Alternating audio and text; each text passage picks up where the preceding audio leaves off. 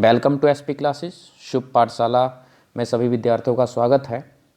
आज हम Indian economy का चैप्टर रोजगार पढ़ रहे हैं, जो कि आपके सेकंड टर्म का चैप्टर है। फर्स्ट टर्म के होने के बाद अब सेकंड टर्म में जो भी एग्ज़ाम आएगा वो आप सबका सब्जेक्टिव होगा, मतलब रिटन होगा। तो उस बेसिस पे थोड़ा डिस्कस करेंगे। तो चलिए स्टार्ट करते हैं। रोजगार देखिए, सबसे पहले क्वेश्चन क्या है कि भाई श्रमिक कौन होते हैं। तो जब श्रमिक की बात की जाती है तो श्रमिक वो पर्सन होता है जो मूल्यवर्धन में लगा होता है, मतलब कि जो किसी काम में लगा होता है और इकोनॉमी में कोई ना कोई वैल्यू ऐड करता है। देखिए ज़रा, श्रमिक वह व्यक्ति है जो किसी उत्पादन प्रक्रिया में लगा होता है। चूँकि उत्पादन का अर्थ मूल्यवर्धन होता है, श्रमिक को उन व्यक्तियों के रूप में भी परिभाषित किया जा सकता है जो मूल्यवर्धन की प्रक्रिया में लगे होते हैं। मूल्यवर्धन का मतलब यहाँ पर है कि भाई अर्थव्यवस्था में कोई ना कोई वैल्यू ऐड करना। तो श्रमिक वो पर्सन है जो किसी न किसी उत्पादन की प्रक्रिया में लगा रहता है और मूल्यवर्धन करता है। आगे देखिए क्या है, स्वनियोजित तथा भाड़े के मजदूर। अब स्वनियोजित क्या होते हैं? जिनको हम सेल्फ एम्प्लॉयड कहते हैं उनको स्वनियोजित कहा जाता है। और जो सेल्फ एम्प्लॉयड होता है उसे किसी प्रकार की सैलरी वगैरह नहीं मिलती है, वो लाभ लेता है, खुद की प्रॉफिट लेता है। तो देखिए ये क्या है, ये वह लोग होते हैं जो अपने ही व्यापार और व्यवसाय में लगे होते हैं। जैसे कोई किसान हो गया, ठीक है, तो किसान क्या है, अपने व्यापार व्यवसाय में लगा होता है। जैसे दुकानें हो गई, छोटी मोटी दुकानें और ये सब, तो ये सब अपने अपने व्यापार में लगे होते हैं। लेबर वगैरह जो होते हैं, लेबर वगैरह जो स्वनियोजित होते हैं, अपने कार्य में लगे होते हैं, तो उनको भी स्वनियोजित कहा जाता है। एक तरह से और भी एग्जाम्पल समझ सकते हो, जैसे आप सड़कों पर निकलते हो तो बहुत सारे गाड़ी मोटर ठीक करने वाले होते हैं जो अपने कार्य खुद कर रहे होते हैं, मतलब कि अपने स्वनियोजित सेल्फ एम्प्लॉयड होते हैं। तो उनको हम स्वनियोजित मजदूर कहते हैं।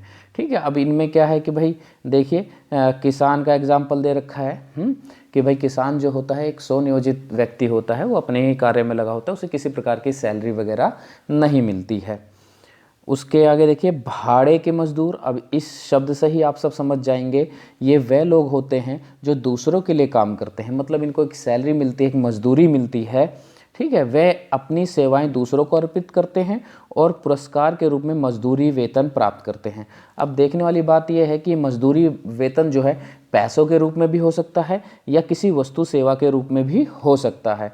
तो ऐसे लोग जो होते हैं वो भाड़े के मजदूर होते हैं।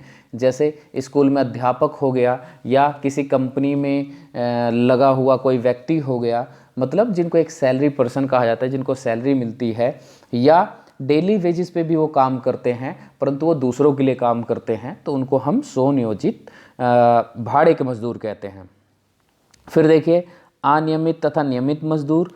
अब जो भाड़े के मजदूर होते हैं उनमें दो प्रकार के मजदूर होते हैं, एक अनियमित मजदूर होते हैं और एक नियमित मजदूर होते हैं। तो अनियमित मजदूर या नियमित मजदूर कौन से होते हैं? देखिए, अनियमित मजदूर वो होते हैं जिनको भाई दैनिक मजदूरी दी जाती है, मतलब रोज़ के बेसिस पे रखा जाता है, मजदूरी दर पे रखा जाता है। जब उनकी आवश्यकता होती है उनको हायर कर लिया जाता है और जब आवश्यकता ख़त्म हो जाती है तो उनको हटा दिया जाता है। तो इनको हम अनियमित मजदूर कहते हैं। इनको दैनिक मजदूरी पर रखा जाता है, मालिक उन्हें नियमित आधार पर नहीं लगाते हैं। अब इनके देखिए, इनके क्या क्या घाटे क्या होते हैं। देखिए, इन्हें सामाजिक सुरक्षा का लाभ नहीं मिलता है, भविष्य निधि की लाभ नहीं मिलता है या किसी प्रकार की पेंशन वगैरह नहीं मिलती है।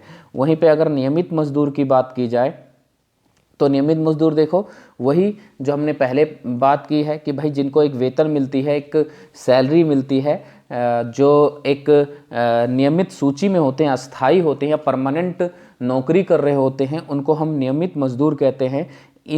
इनका नाम मालिकों के अस्थाई वेतन सूची पर लिखा जाता है। ये लोग सभी प्रकार के सामाजिक सुरक्षा के लाभों को प्राप्त करते हैं, जैसे पेंशन हो गया या भविष्य निधि का अधिकार हो गया। तो ऐसे लोगों को पेंशन वगैरह मिलती है और ये जो होते हैं लंबे टाइम तक जो है वहाँ पर कार्यरत होते हैं, एक रिटायरमेंट लेते हैं। आगे देखिए फिर क्या है, अब ये इम्पोर्टेंट है भाई, श्रम आपूर्ति, श्रम बल और कार्यबल, इनको बच्चों थोड़ा ध्यान से समझना, इसमें थोड़ी कन्फ्यूजन हो जाती है पर थोड़ा ध्यान से समझना। देखिए, श्रम आपूर्ति से अभिप्राय श्रम की उस मात्रा से है जिसे मजदूर एक विशेष मजदूरी दर पर स्वेच्छापूर्वक आपूर्ति करते हैं।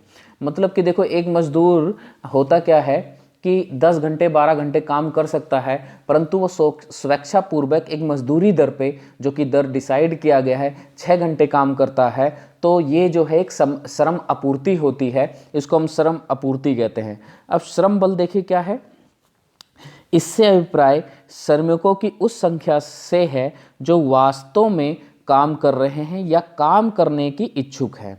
मतलब जो काम कर रहे हैं, कार्यरत है, जो मूल्यवर्धन कर रहे हैं, और काम करने के लिए जो इच्छुक हैं, उनको काम नहीं मिला है, वो भी श्रम बल में आते हैं। यहाँ पर देखिए मैंने हाईलाइट कर रखा है, काम कर रहे हैं और काम करने के इच्छुक व्यक्ति, ये दोनों ही जो है श्रम बल में आते हैं। ये चीज़ ध्यान रखना है कि जो कार्यरत हैं वो भी हैं, और जो कार्य करने के लिए इच्छुक है परंतु उनको काम नहीं मिला है, वो दोनों मिलाकर श्रम बल के अंदर आते हैं। अब कार्यबल देखिए, कार्यबल से क्या अभिप्राय है, वास्तव में काम करने वाले व्यक्ति से है, ना कि उन व्यक्तियों से है जो काम करने के इच्छुक है। मतलब वह लोग जो कार्य में लगे हुए हैं या मूल्यवर्धन में लगे हुए हैं, उनको हम कार्यबल कहते हैं। ठीक है, ये ध्यान रखना कि इसमें वो व्यक्ति नहीं आएंगे जो काम करने के लिए इच्छुक हैं परंतु उनको काम नहीं मिला है। बस फर्क इतना ही है कि इसके अंदर सिर्फ वही व्यक्ति आएंगे जो कि काम में लगे हुए हैं, उसको हम कार्यबल कहते हैं। अब देखिए, कार्यबल का एक फॉर्मूला दे रखा है, श्रम बल, और उसमें से आप माइनस कर दो उन व्यक्तियों को जो काम करने के लिए इच्छुक है परंतु उनको काम नहीं मिला है, तो कार्यबल मिल जाएगा। अब भाई श्रम बल क्या था, श्रम बल वो था कि जो काम कर रहे थे और जो काम करने के इच्छुक थे परंतु काम नहीं मिला था। अब जो काम करने के इच्छुक थे, अगर उसमें से श्रम बल को हटा दिया जाए तो कार्यबल बन जाएगा। अब कार्यबल अगर थोड़ा सा ध्यान दोगे तो कार्यबल क्या था, जो काम कर रहे थे, तो अगर इसमें से वो व्यक्ति हटा दिए जाए जो काम करने को इच्छुक थे तो क्या होगा, सिर्फ वही तो बचेंगे ना जो काम कर रहे हैं। तो इस तरह से ये कार्यबल हो गया।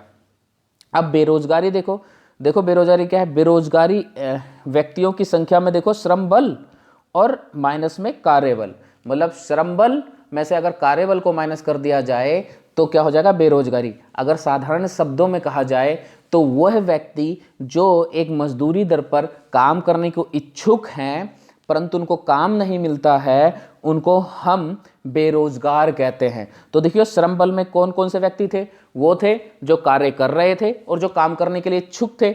अब कार्यबल में कौन से व्यक्ति थे, सिर्फ वही होते हैं जो काम कर रहे होते हैं। तो अब भाई अगर इसमें से हम कार्यबल को हटा दें, माइनस कर दें, तो सिर्फ वही तो बचेंगे ना कि जो काम करने के लिए इच्छुक हैं परंतु उनको कार्य नहीं मिल रहा है, तो इसलिए वो क्या होंगे, बेरोजगार होंगे। तो अगर साधारण से शब्दों में कहा जाए तो बेरोजगारी या बेरोजगार वह व्यक्ति है जो एक मजदूरी दर पे कार्य करने के लिए तैयार है परंतु उसको काम नहीं मिल रहा है। ठीक, तो अब देखिए सहभागिता दर क्या है। अब सहभागिता सही शब्द सही समझ जाइए क्या है, जनसंख्या के उस प्रतिशत से है जो उत्पादन की प्रक्रिया या देश के मूल्यवर्धन की प्रक्रिया में प्रत्यक्ष रूप से लगा होता है। तो मतलब कि जो उत्पादन की प्रक्रिया में लगा है, मूल्यवर्धन की प्रक्रिया में लगा हुआ है, और श्रमिक जनसंख्या का अनुपात है। तो देखिए यहाँ पर सहभागिता दर का एक फॉर्मूला दे रखा है, कुल कार्यबल फिर से वही बात है कि जो काम कर रहे हैं उनको कार्यबल कहा जाता है, और कुल जनसंख्या गुना में 100। ठीक है, तो इसको सहभागिता दर कहा जाएगा कि कितने लोग जो हैं, कितने प्रतिशत जो हैं वो काम कर रहे हैं वास्तव में, कितनी दर है हमारी जनसंख्या की जो वास्तव में काम कर रही है, तो उसको सहभागिता दर कहा जाता है। अब देखिए भारत में कार्यबल का आकार, अगला पॉइंट है ये, भारत में कार्यबल का आकार, कि भाई कार्यबल कितना है, मतलब कितने लोग जो है भारत में काम कर रहे हैं। तो देखिए भारत में लगभग 47.3 करोड़ लोग जो है वो कार्यबल की संख्या में आते हैं। इतने लोग जो है कार्य कर रहे हैं, जिनमें से 70% तो जो हैं पुरुष हैं और 30% जो है महिलाएं हैं। ठीक, और इन पुरुष और महिलाओं में ध्यान रखना, जो श्रमिक पुरुष और महिला बाल श्रमिकों को भी शामिल कर लिया गया है। मतलब इसमें मेल और फीमेल के जो चाइल्ड लेबर है, जो बाल श्रमिक हैं, उनको भी इसमें क्या कर लिया गया है, शामिल कर लिया गया है। अब कार्यबल का 75% अथवा 3/4 भाग ग्रामीण क्षेत्रों में है और 25% अथवा 1/4 भाग शहरी क्षेत्रों में है। ध्यान रखना, अभी भी ग्रामीण क्षेत्रों में कार्यबल ज़्यादा है। मतलब ग्रामीण क्षेत्रों में, शहरी क्षेत्रों में क्या होता है, शहरी क्षेत्र में आकर लोग नौकरी वगैरह की तलाश में रहते हैं और ये जरूरी नहीं है कि भाई उनको नौकरी मिले ना मिले, लंबे टाइम तक वो बेरोजगार बैठे रहते हैं। लेकिन ग्रामीण क्षेत्रों में क्या होता है, लोग खेती वगैरह में लगे रहते हैं, इन सारी चीज़ों में लगे रहते हैं। तो इसलिए कार्यबल जो है ग्रामीण क्षेत्रों में ज़्यादा है और शहरी क्षेत्रों में कम है। वहीं पर महिलाओं की बात की जाए तो महिलाओं के जो कार्यबल है वो भी ग्रामीण क्षेत्रों में ज़्यादा है, लगभग 25% है, और शहरी क्षेत्रों में कम है, लगभग 20% है। तो वही फिर से वही बात है कि भाई जो ग्रामीण क्षेत्र होते हैं उनमें महिलाएं खेत वगैरह में भी काम करती रहती हैं, इसलिए वहाँ पर कार्यबल जो है अधिक है। और शहरों में जो है महिलाएं, अधिकांश महिलाएं जो हैं वो घर पे ही रहती हैं, इसलिए यहाँ पर जो महिलाओं की कार्यबल जो है वो कम है। तो बस आज के लिए इतना ही है, अगला पार्ट जल्दी ही अपलोड कर देंगे। ये फर्स्ट पार्ट है, सेकंड पार्ट में इस चैप्टर को ख़त्म कर देंगे। तो चलिए आज के लिए इतना बहुत है। Thank you.